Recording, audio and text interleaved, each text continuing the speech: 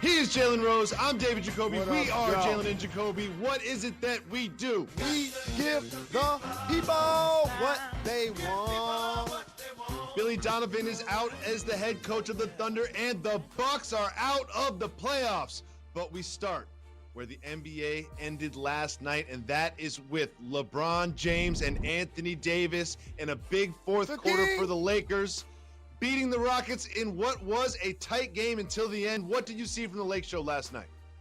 I saw their two best players need to get 60 points. Like I've said since these playoffs started when they was playing against Portland.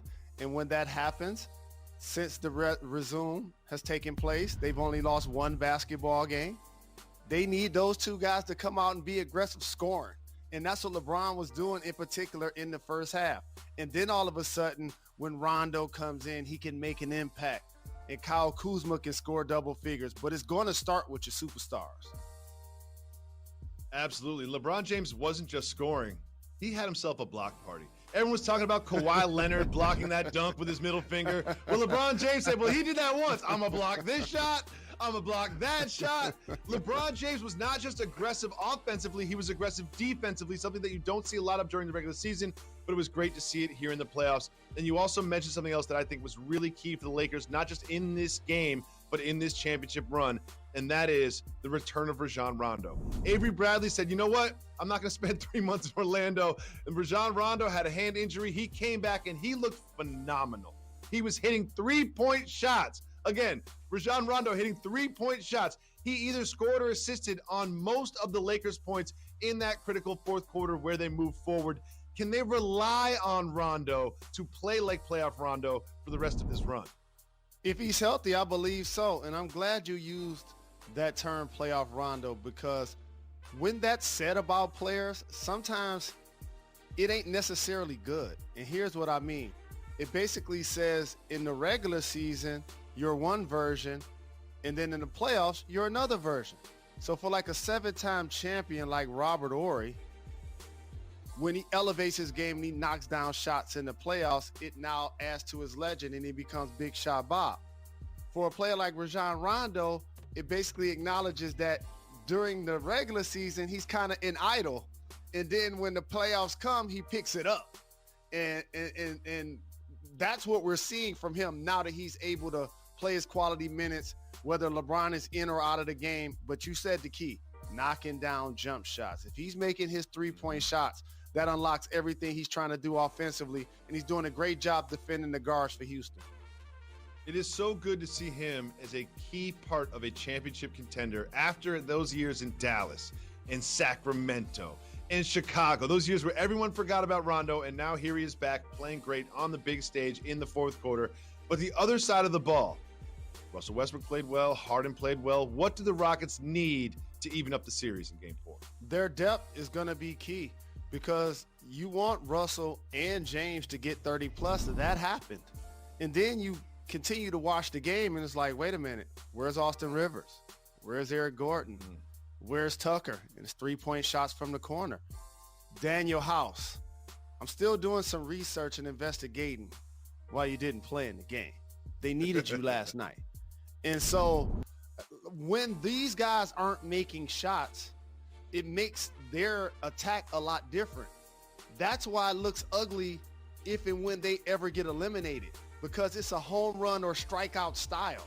And based on that, they weren't making their shots, and the Lakers got off to a terrific start led by LeBron James, and that was the key. Absolutely. Now, Jalen, you and I have been doing this show for I don't even know how long, 9 years, and I've been in this business for 20 years, and you've been in this business for 100 years. And one thing I know is you're going to get some things right, you're going to get some things wrong. So it's absolutely foolish to celebrate when you make a prediction and it comes true. Well, guess what? I'm a fool, and I'm going to do it, because here's what I said about the Bucks Heat series in mid-July. Play the tape. All of your hate tweets right now. If David the Jacoby Heat and the Bucks match up in the second round, I am picking the Heat as underdogs. Look at that, and look at what happened, and listen to the voice of Jalen Rose, who did not agree with me at the time. But now that you have seen the Heat put away the Bucks in the manner in which they did, and one thing I want to make very clear, this was not a, yo, Giannis got hurt, and that's why the Heat won the series. That's not what happened. The Heat dominated from the very beginning to the very end, losing one game in overtime. Now, Jalen, what did you see from the Heat that you liked and that you saw was the key to their success? The Heat, to me, in a lot of ways, are built like an old school college basketball team, and I love it. When you talk about their identity, it's usually their effort and their toughness, and that's embodied by Jimmy Butler, Bam Adebayo, Udonis Haslem, who they're going to retire his number, Jay Crowder, and then they got a lot of white guys that can shoot.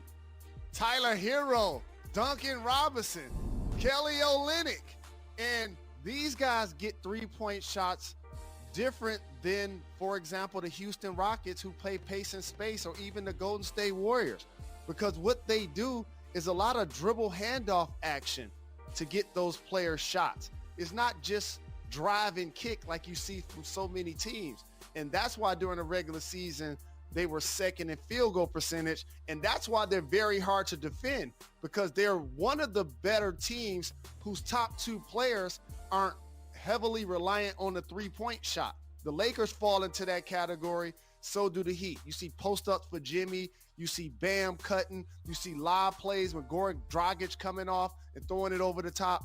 They're a team that runs offense inside the three-point line for their best players.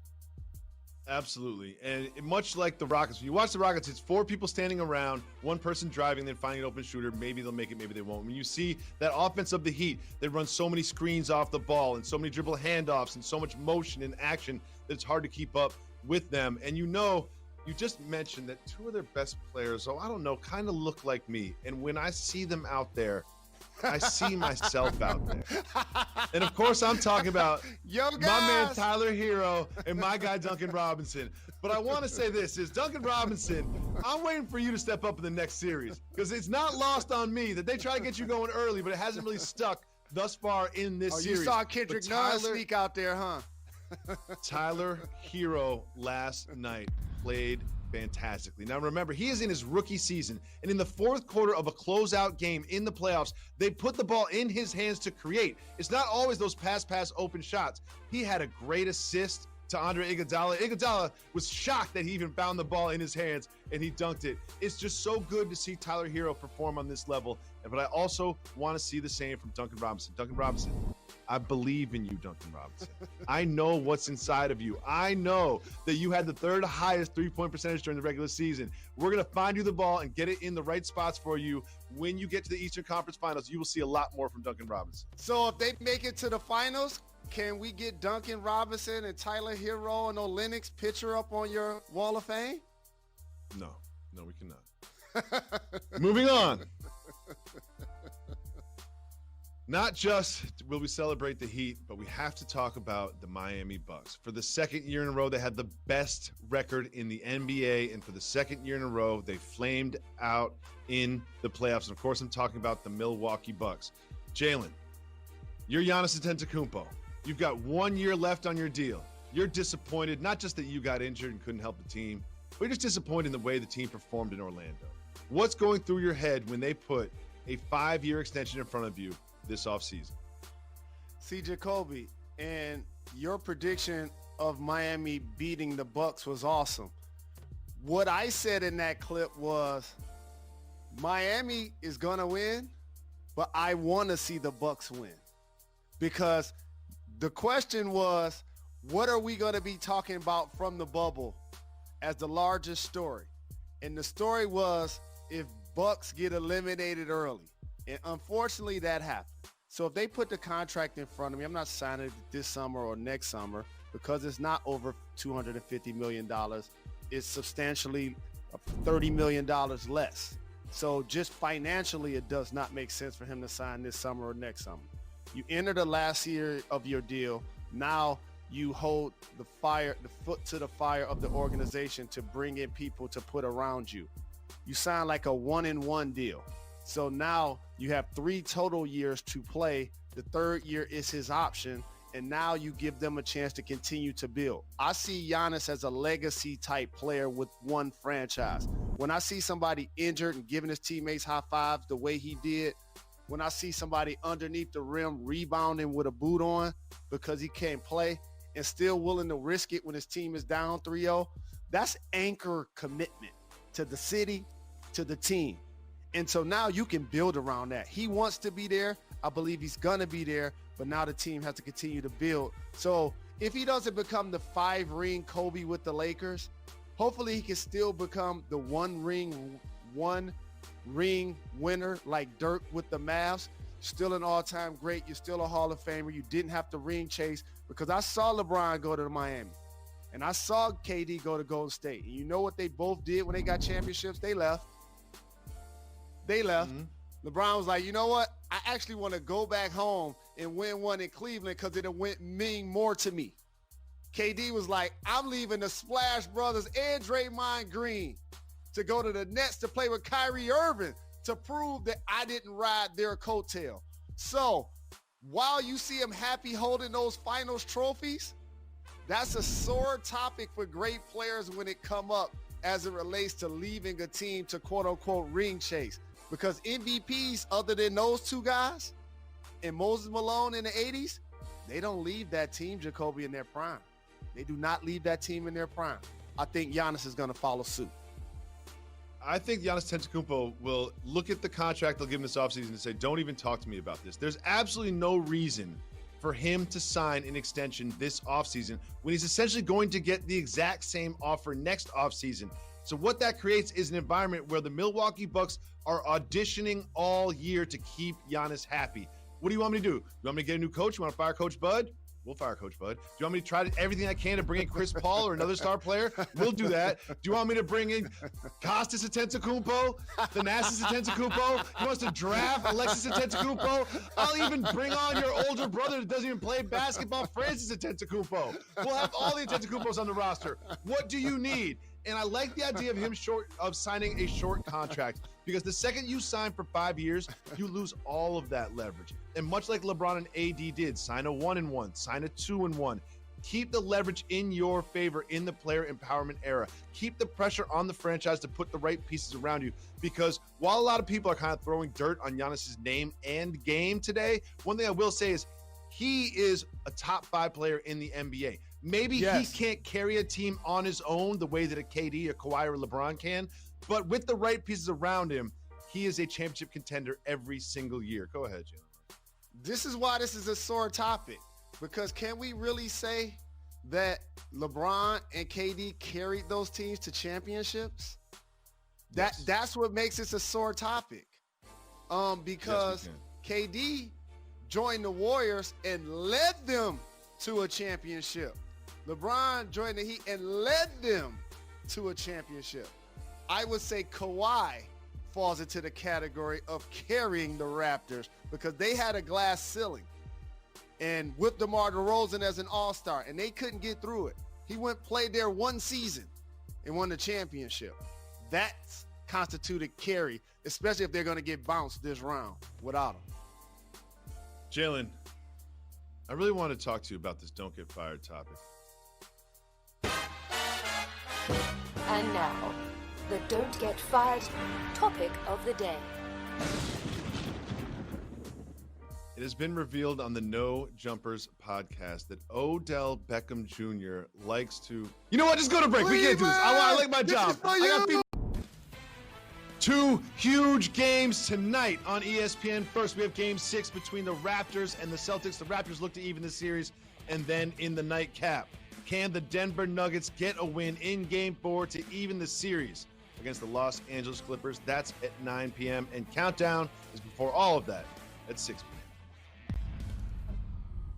Welcome back to Jalen and Jacoby. Jalen, we start with tonight's games and the Clippers against the Nuggets. What do you think the key is for the Nuggets to even the series tonight against the Clippers?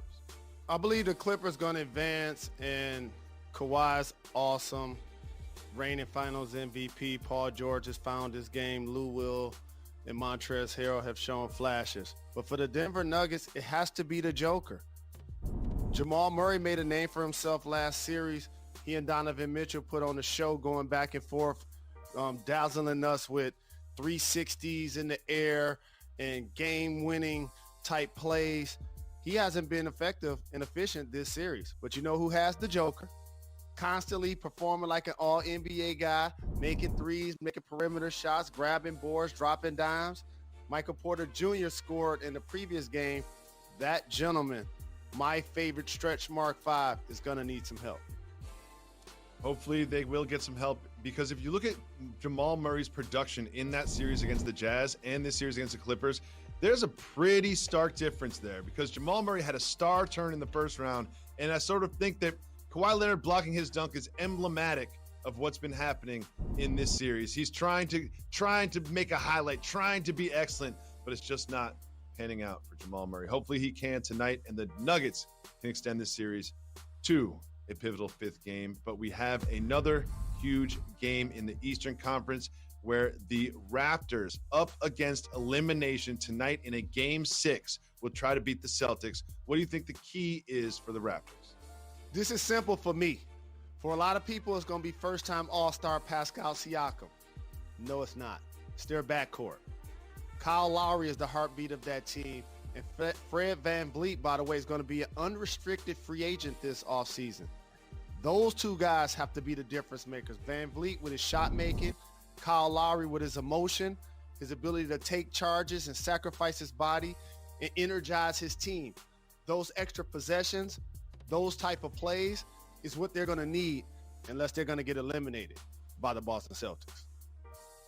Jalen, it's going to have to be Lowry and VanVleet, because I'm going to go negative Jacoby here for a second. Pascal Siakam has been somewhat exposed by Brad Stevens and these Celtics defenders. When you watch what Siakam did in the regular season in the transition and in the post and hitting threes, he's doing none of that in this series, because they're throwing so many people at him, and they're sort of stopping the transition baskets from him, and they're playing such good defense on him with Brown and especially Tatum, that I don't think that they really have a chance to win 2 in a row against these Celtics. They're going to need more than just VanVleet and Lowry. They're going to need Pascal Siakam, and he has not been there thus far in this series. We also have some other news in the NBA, Jalen. Billy Donovan, after a great season with the Oklahoma City Thunder, they beat all the expectations of everybody. You would think the coach would get an extension, would get a raise. Nope. He is now out as the head coach of the Thunder. What do you think that means for the Thunder and for other teams looking for a head coach? So if I was doing a fantasy draft of all of the coaches in the NBA, my pick would be Eric Spoelstra, because he's shown me that he can coach different styles of teams, whether it's Hall of Famers like their big 3 or Kendrick Nunn, who was an undrafted rookie. And I know people have thrown a lot of dirt on Billy Donovan's name based on what has happened or not happened the last 5 years in OKC. He's shown me that he did a really good job with that team. I've seen him coach KD, Russ, Oladipo, Paul George. This team that overachieved with Chris Paul, Shai Gilgeous-Alexander, Schrader. I remember he was in Atlanta, now found a home with OKC. So based on that, Jacoby, when you make a decision to go away from the Thunder, that means that they told you that they want to rebuild with the picks. And he like, I'm not going to be able to do it. There are other openings in the game. I would not be surprised if he moves to ahead of a lot of those people's lists and gets a job immediately. I think he'll enjoy coaching the Sixers in Philadelphia. It is now time for Jalen of the Week.